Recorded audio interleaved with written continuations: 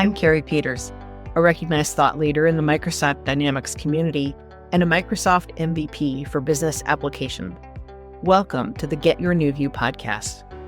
Keep listening to learn how we work with frustrated Business Central and Nav users who struggle to use their system and find the answers that they need. We teach them to truly understand how the system can support their business processes to make immediate and lasting improvements. As a result, they get more done in less time, make better business decisions, and even love their system. This season, we are sharing information about new Business Central functionality released by Microsoft in the 2025 Wave 1 release. This session is going to focus on Copilot improvements and introductions in the newest Wave release. One of these introductions actually is something called Copilot Agents. The three areas of the system that I'll focus on with the new Copilot features are general application, sales, and purchasing. Microsoft often releases videos and information on these different Copilot features, but I always like to go in the system and try them out for myself and just see how they work in real life and real environment scenarios. Let's take a look at some of the ways that Copilot is being promoted in the general application. First is an option to summarize with Copilot. I would like to show some examples of this in Business Central. This Summarize with Copilot option will be available as a new summary fact box display on card and document pages, things like the customer card, sales order, item. In this customer card example, I can see my Copilot summary preview to the right. I did already click to generate this because it takes a little bit of time the first time that you complete this summary. If I look at the summary, mostly it's showing me information that I already see on my screen here. It's just showing it in a more condensed view. If I click on a Show More, that will load in the Copilot preview pane. And you can see I did a More earlier, but right now it's re-summarizing the information for this customer.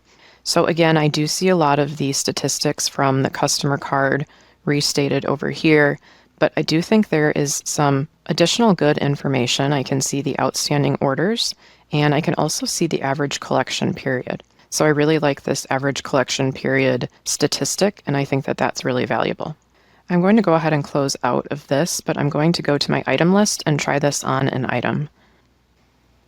And we can see that Copilot is already loading its summary. So here with my summary loaded, I can see current inventory level, what's on purchase orders, unit price, additional information as well. So I will find most of this available on my item card, but what I do like is this is kind of pulling out the key points on this item. Again, I can do a Show More, and that will show me some additional information in the Copilot chat pane. And if I look through this, the piece of information here that I really like is the last modification made to the item, and it does indicate that there is no bill of materials associated with it. So this information can be valuable from a high-level standpoint if you don't want to go through the item card or document and pick out the pieces of information. Another Copilot introduction is autofilling fields. The autofill can be used on either new or existing records. It is available for fields in card and document pages, meaning things like customers, items, and again, custom pages that you might have at your company. In the description of this functionality, Microsoft indicates that the suggestions Copilot gives are based on your company data and looking at recently used values or frequently used values. It is still up to the user to decide whether to move forward with that recommendation, but Copilot will suggest what that field maybe should be. I'm creating a new customer in Business Central, and I can actually see that the little sparkle icon, as Microsoft describes it, pops up for Copilot. But I'll fill in my customer name manually. I won't add an IC partner code, so let's go to the credit limit field. I'm going to go ahead and click on the Copilot option. I can see that Copilot came up with two suggestions. It didn't fill in the credit limit, but it did fill in a suggested salesperson code and a suggested document sending profile. With the Acronis environment, we only have a small handful of customers. So probably if there was more information for Copilot to look at, it might have better suggestions. Regardless, I can choose whether to keep these values or to clear them out. So the little checkbox will accept the suggestion, and the X will clear out that suggestion, and then I can select the correct option. While I do like this option, I also think that we can still use customer templates and master data templates effectively to fill out a lot of the information that might be the same from time to time. And creating different templates can also be an easy way to populate different values in those different master data creations. I think that as Copilot can be trained more on this master data, that it will be effective as far as suggesting things like a credit limit. In the Microsoft documentation, they also note that later in the wave, Copilot will be able to automatically search the web for more information and suggest things for customers and vendors such as contact details, product codes, and other similar fields that could come from public information that's online. Let's take a look next at Copilot with sales. Microsoft has introduced a sales order agent through Copilot, and this requires a very minimal amount of setup. We'll be looking at things like email setup, user access, and then simply activating the agent. As a user, we can check the agent tasks and we can take action on those so we can have the agent follow up and send emails that it's suggested. And additionally, we can also create those sales documents in Business Central and have them emailed back to that customer. First, I need to activate and configure the sales order agent. So if I see this little SO up here, I can click into that. I will go to activate the sales agent, and there is a little bit of setup that needs to be done. First, I am going to go into the mailbox setup. This will help set up the email for the account to be monitored, and even custom pages if you have custom pages. In this customer card example, I can see my Copilot. I'm going to select Microsoft 365, and I can go ahead and I can create that inbox. I'll go ahead and I'll just make this my personal email for now. All right, so we can set this as default as well, and we can see that we've successfully added the email account, and we can test it if we need to. I did get the test email, so let's go ahead and let's finish. Here we have our email account, so we'll select OK. The next thing we need to do is manage the user access. So in user access, I can see that I'm already added, and we can add additional people as well if we need to. Finally, we just need to make sure that the sales order agent is active, and we can go ahead and click update. Now I can see that my sales order agent is active, and if new tasks require attention, they'll appear here. I can see that when I activated my sales order agent and linked it to my email, I do get quite a few tasks that need attention and are recent. So just keep this in mind. If you are linking the sales order agent to an inbox that might have past emails, you might have to do a little bit of cleanup when you activate this. In my tasks, I found an email from Carrie Carosa. If I click into that, it is a customer request for 10 chairs and a table for a conference room, and it has a PO number as well. So what I can do is I can review this, or I can simply stop the task. Let's go ahead and let's review. And I can see the specifics of the email and the request. And let's confirm. Now I can see that the task is in progress because I do want my sales order agent to assist with this. I can see that the steps will appear once they're completed or ready for my review. My sales order agent has generated an email to Carrie. So in the email, it says, "Thank you for your inquiry," and then it lists the following options that we have: some chairs, some pedestals, as well as a conference table. And it does list the price as well. The only thing that might be nice to add to this is pictures of these items so that they know what they look like, but maybe they already have this information. I can also look and I can see any previous messages, and I can see any attachments. And right now there's nothing attached. Once I confirm that this email is okay to send, I can confirm, or I can just simply decide later. We're going to confirm to send this email to the customer. And again, I can see that this email was sent, and we will wait for a response where I can then take action on that task. We have a new message from the customer, so let's go ahead and let's review that. And if I scroll up, I can see that the message from the customer is that they would like to proceed with 10 Berlin chairs and 1 Antwerp table. Let's confirm that sales quote action. I can see that the task is in progress, so once the next step is ready for my review, it will appear here. I have a new task that is ready for review. And this is going to be an outgoing email that's providing the customer with the sales quote details. Thanks for your order. Here's the detail for the sales quote, total amount excluding tax, and please review if you'd like to confirm and convert this into an order. I can also see any attachments here, and here is the official sales quote from Business Central. So I will go ahead and I will confirm to send this email to the customer. And finally, the customer has confirmed that they'd like to proceed with the order request. So let's review this message and next step, and let's go ahead and confirm. I have a new email message to review. This has the same details of the order, but let's go ahead and show the attachment. This is actually the sales order confirmation as opposed to the sales quote. So now we've converted that quote into an order. Let's confirm. If I look for sales orders in my system, I can see all the way at the bottom here, we have a sales order for Carrie's Cakes. If I look at the detail, this is the detail that came from the customer email.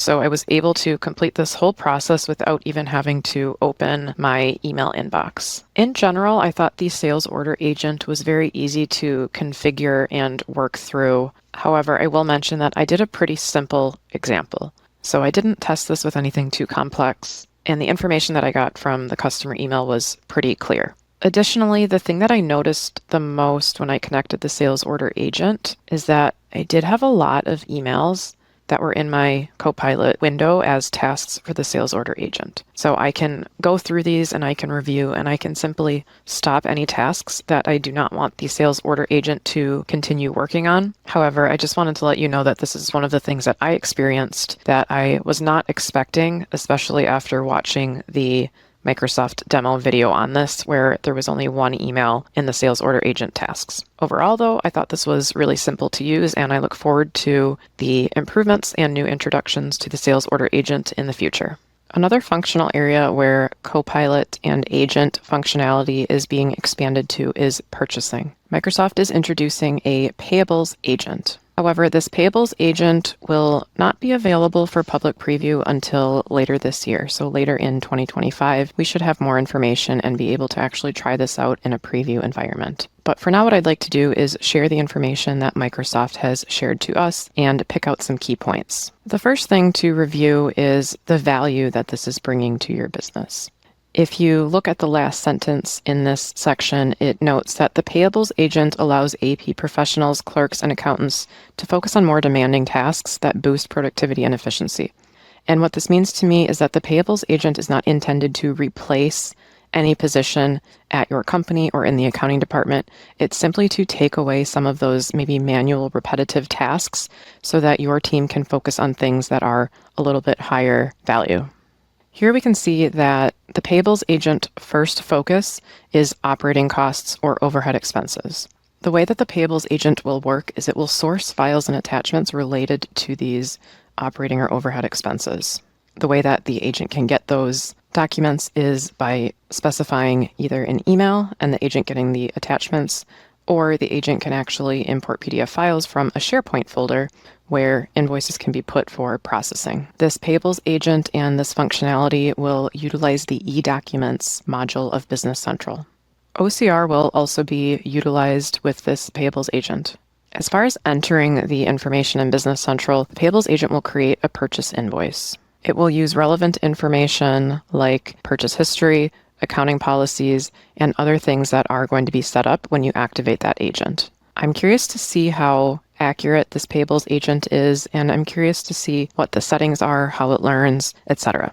Currently, we have recurring purchase lines, which is what I frequently use to make my invoice entry quick and consistent. However, this does still include some user intervention as far as grabbing that PDF attachment, attaching it in Business Central, setting up the vendor invoice, so on and so forth. It is the future goal that the payables agent will handle more complex scenarios and hopefully be able to also maintain more rules and more learning. It is the goal that the invoices will be able to come in through additional channels rather than just email or SharePoint documents. Also being introduced with Copilot is enhanced purchase order line matching. It is important to note that this Copilot feature is for use with the eDocuments module. Some of the capabilities being added are the ability to incorporate item references as well as GL mappings. This enhanced purchase order line matching will also highlight discrepancies for any lines that aren't on the related purchase order. And users can actually use a new action called Create Purchase Order Line to get these new lines added to the purchase order. The matching will also be maintained with those new PO lines matching to the invoice. There also will be a Create Matching rule to save any matches on lines by Copilot for a future use. This is just a screenshot that Microsoft provided in their new release documentation to show the window for the eDocument purchase order line matching. And again, remember that this is for use with the eDocuments module and functionality. I did want to talk a little bit about the agent pricing because this is a question that we commonly get when we talk to users or customers about these agents. You can see that I do have a screenshot here outlining some different messaging scenarios, and it is through the Copilot Studio that this pricing and these different scenarios happen. There is a link at the bottom of this PowerPoint slide as well if you'd like to go to the full page where this chart was, and they have some additional information there as well. Basically, for the agent pricing, we have two different billing models. We can either purchase a prepaid capacity or we can use a pay-as-you-go model. So again, I've included a link down at the bottom and it has quite a bit more information about this. So I just wanted to touch on it a little bit because again, it is something that we commonly get asked. So I did want to put a note out there that this is not free. However, it does not seem like this will be an enormous cost based on the information that Microsoft has out there right now. The question was, are we able to push the Copilot data from the customer card to report for an outside salesperson? Sure. I'll expand on that a little bit. And I also did want to add some information that I learned at Directions from attending the Microsoft sessions and just kind of chatting with them. I didn't see the option in the Copilot pane, but I would have to confirm. But kind of as an add-on to that, I know a lot of people were asking Microsoft during the Directions conference sessions just a few weeks back, just about the Copilot windows in general, because some people think that we can't do enough with them. They're not flexible like the Business Central windows normally are. We can't resize them. So I think this might be one of those things that kind of goes along with that is hopefully they'll make it easier to do more things with those Copilot window panes, such as share that information to Teams or somewhere else. The other thing that I found interesting, kind of I went through testing Sales Order Agent. You might have seen that I linked it to my NewView email address. Because that's what I use. I knew that I have emails going in and out of there. The thing that I didn't consider is that if the Copilot agent is reading the emails, they don't show up as unread emails for me. For like a week, I couldn't figure out why am I missing emails? Why am I not seeing these emails that are showing as read? And I realized, oh, the Copilot agent is reading them. So that's just kind of like a little caveat or warning that just make sure you know that if you do link that agent is reading your emails. So you might not notice that there's something that you need to address.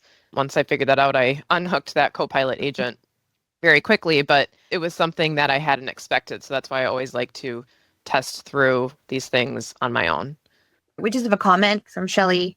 She said, it kind of sounds like Microsoft is offering in-house functionality that is currently being filled without extensions, such as Continua or SPS. I've thought about that a little bit as well, and I guess my thought, and I'm also curious to hear what Carrie Peters thinks, but I would say a lot of those extensions are built around the users mapping out rules. So specific mapping, OCR, this thing goes to this account. And I think that's a little bit different than Copilot because Copilot is using, AI to try and figure these things out. So of course, we still need to provide Copilot with some information, maybe things like company policies, maybe things like chart of accounts mapping. But with these, it seems Copilot is really going to be looking into what is the history, what is company policy to try and determine the best fit. Whereas I think with a lot of the add-ons or extensions, again, it's us telling the system, here's how we want things mapped. So I think that's a little bit of the difference that I see with the payables agent as far as, using the AI to try and determine that without a user having to specifically say, this is what we want to happen. Curious if, Carrie Peters has any additional thoughts on that as well. Yeah, I think that whole situation is very interesting because I think Carrie and I were sitting next to each other at a couple of these sessions at Directions, kind of poking each other in the ribs. And some of it is replaced, but it's also in its infancy, right? So the things that I'm seeing Copilot doing well is making suggestions based off of history so that you have less decision making and also reducing data entry. And along with that, having natural language queries to be able to come up with that information. So when you think about, we'll pick on any of the AP automation stuff where we've got full OCR capability to scan and route for approval and code and, do three-way match, that kind of stuff. Like Copilot is in no way ready for that kind of stuff. So it's a step, I think, towards leveling those two together. But I think that one thing that I took away from some of the recent things that we've been studying up on with Copilot agents is there's going to be a decent learning curve in the next year for everybody about agents. So if you haven't touched them, played around with them, read about them, that kind of stuff, now is the time, right? We all should have been doing that with Copilot a year ago with just understanding basic prompting. And now we're seeing that basic prompting coming in and attached to a database, either a world access database or our own encapsulated database, all of that, and being able to apply those natural language queries. And then some of this simple functionality is kind of the next step. Carrie, the question I had back from you that I was wondering about as I was watching your presentation is, what about some of the Business Central Outlook integration? Does Copilot replace that, enhance that?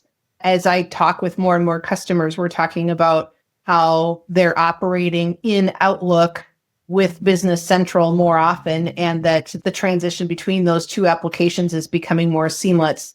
In your opinion, how is Copilot adding to that and making that a different experience? Yeah, that's a great question. I think the way that I see it is this could be enhancing the integration. The integration maybe, gets the emails there, but it's really the AI agents or the Copilot agents, I'll say, that are putting that information into a usable format. And I know we've always had some variation of that, because if Business Central sees something very clearly spelled out of 10 Athens desks or whatever it may be, it can take that information and kind of put it into a sales format. But I definitely think that this is meant to enhance what we currently have with the integration. I haven't used the sales order agent extensively. I just kind of did the testing in this video, but the things that I, again, found surprising were we don't necessarily want that agent to pay attention to all emails. So I think the question I have is, how do we get that agent to learn the things that we want it to pay attention to versus what we don't? And then I think my other question is, how do we make sure that the things that the sales order agent shouldn't pay attention to, how do we make sure that a human is actually able to see those emails and review them? So those were kind of the two things in my mind where I just didn't quite get the distinction of how we can train the agent to make that distinguishment. But I do definitely think it enhances what we have there currently. The other thing I just kind of wanted to mention is, Carrie, you said that you think it might be good for things like looking at history, making suggestions. And I know in one of the sessions at Directions, Soren even mentioned Copilot and AI in general is really good at skimming through things and bringing you back information that's mostly right? Giving a good recommendation. But when it comes to something like accounting, that's rule-based. So something can't just be 95% right. It has to be 100% right. And that's where they mentioned that that's the piece they're trying to figure out is, how do we make this more rules-based instead of just go find your best suggestion? Because for accounting, it can't just be a best suggestion. It has to be right. I'm Carrie Peters. Thank you for tuning in to the Get Your New View podcast. For more episodes like this on YouTube, click the subscribe button and ring the bell to ensure you get notified whenever new content comes out. If you're listening to the audio podcast, please share an honest review on Apple Podcasts. If you're ready to rethink today for tomorrow, contact us to speak with our expert team. You won't find the level of no-nonsense, real-world experience we offer anywhere else, and we're here to put that experience to work for you.